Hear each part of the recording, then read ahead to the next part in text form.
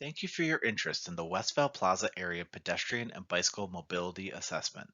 The Syracuse Metropolitan Transportation Council, or SMTC, is conducting this study on the behalf of the town of Geddes. This presentation is intended to inform community members about the purpose of this study and frame a discussion on land use and zoning as they relate to the study area. This presentation will also touch on mobility and comfortability along area roadways. SMTC staff will be hosting a public engagement opportunity on July 12th to continue this discussion. More details will be provided at the end of this presentation. The SMTC is the Metropolitan Planning Organization for the Syracuse region, which includes all of Onondaga County and towns in Oswego and Madison counties. The SMTC's role is to foster continuous, cooperative, and comprehensive planning. This includes developing a long-range transportation plan, prioritizing funding for infrastructure, and conducting studies of specific transportation issues at the community level. For more information, see our website, www.smtcmpo.org. So what is a Metropolitan Planning Organization? A Metropolitan Planning Organization, or MPO, is a transportation policymaking and planning body made up of representatives of local, state, and federal government and transportation authorities. The Policy Committee is the designated MPO. The Policy Committee includes 13 voting members and 6 non-voting members, as shown in the chart here. The MPO is charged with the comprehensive, cooperative, and continuous transportation planning process for a metropolitan area. The SMTC has been asked by the town of Geddes to evaluate issues and identify opportunities to help improve roadway safety, improve pedestrian and bicycle access, improve ridership at existing Centro stops, and to increase connectivity to the regional trail network, with the overall aim of improving access to the Westvale Plaza area. So what does this have to do with land use and zoning? The built environment influences how we choose to get around. Buildings that are spaced far apart might signal to you that you should be traveling by car instead of walking, or vice versa. Smaller buildings closer together may make you feel more comfortable while walking, but maybe a furniture store needs to be more accessible to cars. That balance may change depending on the setting. And, importantly, we must recognize that different uses have different traffic impacts. Not all businesses attract the same level of traffic. Residential spaces attract far fewer trips than commercial spaces. But what happens when there are residential units above a commercial space? Each decision impacts how the roadway network functions. To better understand how land uses shape our experiences, let's look at the many different contexts along West Genesee Street. Beginning in the more rural areas in western Camillus, which transitions into a more traditional suburban development style as you head east. Camillus Commons, which includes a Walmart and Lowe's, may be identified as a true shopping center, with major retailers surrounded by large parking lots. There are no immediate connections into the surrounding neighborhood. Instead, the shopping center sits on its own. Further east, Fairmount Fair and the smaller surrounding shopping plazas functions more as a strip corridor. Commercial options on either side of the street with many residential streets intersecting with the plazas. Then we continue eastward towards the city. On its border sits Westvale Plaza. While it's also very much a suburban-style commercial plaza, its size and location differentiates it from the other larger plazas nearby. The plaza is surrounded by a tighter street grid with more pedestrian activity, potentially lending itself to become more of a neighborhood center rather than the regional destination it once was. But what might that look like? In 2019, the town and village completed a joint comprehensive plan, or comp plan, which began to think along these same lines, identifying the Westville Plaza area as a potential location for neighborhood commercial and mixed-use development. Two of the goals laid out within this plan for this area included to encourage and facilitate the redevelopment and infill of underutilized commercial, office, and industrial areas, as well as the mixing of uses to reduce future vacant properties and protect valuable open space from new development. And review and revise the town and village's zoning code to permit higher density multi-story mixed-use infill development that reflects a traditional village atmosphere along primary transportation corridors. Currently, existing zoning within the village allows for two different approaches to commercial development. The first can be found along Milton Ave. This zoning allows for buildings that come up to the street to form what is known as a street wall, where the sidewalk comes up to the building's front. This is more typical of historic streets in villages and cities.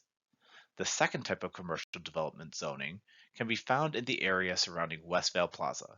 This commercial approach is more suburban in nature, with large parking lots and buildings set back a ways from the street. To help visualize how these zoning codes shape the built environment, just compare the experiences walking along Milton Ave and West Genesee Street. Both offer commercial services, but due to zoning, are built in dramatically different ways. But setbacks and building size are not the only zoning rules that shape the development. Parking minimums, which are based on the use of each structure, dictate how many spaces must be built. Currently, the Village of Solvay requires one space per 150 square feet of retail space. In contrast, the town of DeWitt, recognizing the impact of parking minimums on the built environment, recently amended its zoning code to require as few as 3 spaces per 1,000 square feet of mixed-use development, or one space per 333 square feet, roughly half the number of spaces currently required in the Village of Solvay. Additionally, many of the required spaces under this new zoning code can be shared between residential and commercial uses, further reducing the total number of spaces required. So what does this mean in practice? Currently, Westville Plaza has roughly 700 parking spaces.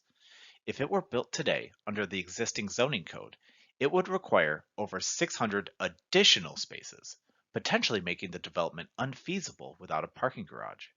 Allowing more flexibility in zoning codes through reduced parking requirements or allowing mixed-use development helps to create more opportunities for varied development styles. That development can be thought of in phases. The images shown are borrowed from a plan to redevelop a shopping plaza in South Carolina. Existing commercial centers with large parking lots can begin to fill in small pieces of those lots with other uses as zoning codes are made more flexible. A street network and additions to existing structures can help preserve what is there while increasing accessibility to those without vehicles. Eventually, the space can be completely transformed as transportation needs change and housing is added. Parking can be placed behind buildings or in structures as needed. Another example of this, borrowed from the work of Galina Tekiova, shows a larger scale redevelopment where businesses and residences front the streets while parking is placed behind, creating more walkable environments out of existing shopping plazas. As we think about the Westvale Plaza area, there are a number of questions we should be asking ourselves when thinking about its future. What businesses would you like to have within walking or biking distance? What type of developments would you like to see within your community? Which type would you like to avoid? Are there other housing types, apartments, townhouses, single family homes, etc., that you believe there should be more of?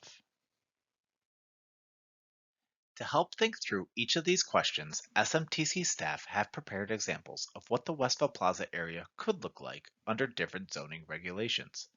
We want to emphasize that these graphics are not proposals, but instead ideas meant to open up conversation about what a more flexible zoning code could allow in the future. Each of the following concepts utilize the town of DeWitt's mixed-use zoning requirements. First, we look at the possibilities of reusing large portions of the existing structures, including maintaining the former Tops location while moving new mixed-use buildings towards West Genesee Street, creating a street wall that may create a more pleasant space to walk. Taking this a step further, while preserving a large space for a grocery store in Building F, larger mixed-use buildings can begin to shape an interior street network, with space for over 70 apartments.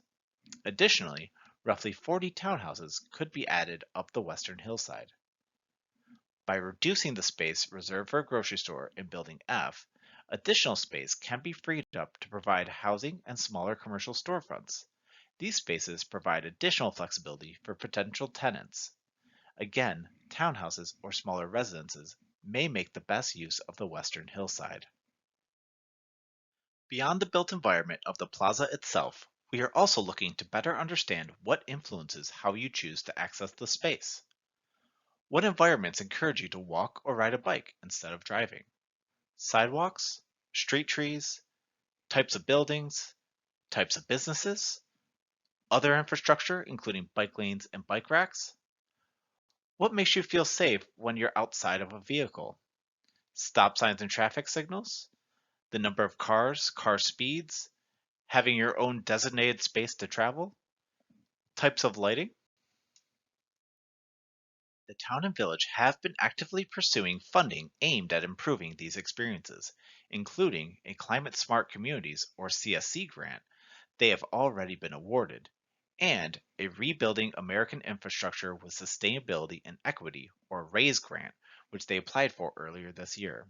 Combined, the projects will look for opportunities to improve pedestrian and bicycle infrastructure along Charles Ave, south to Fay Road, and into the city of Syracuse along Grand Ave. These concepts are only preliminary and may be adjusted as a result of this study. With that, we would like to invite you to our public engagement event from 5 p.m. to 7 p.m. on July 12th at the Village of Solvay Firehouse. This event will include several stations with opportunities to weigh in on these subjects and help us better understand the needs and desires of your community. You can stop by at any time during the event to chat with SMTC staff about this study and provide your thoughts. If you have any questions prior to this meeting, please feel free to contact us with the information on your screen. Thank you, and we look forward to seeing you on July 12th.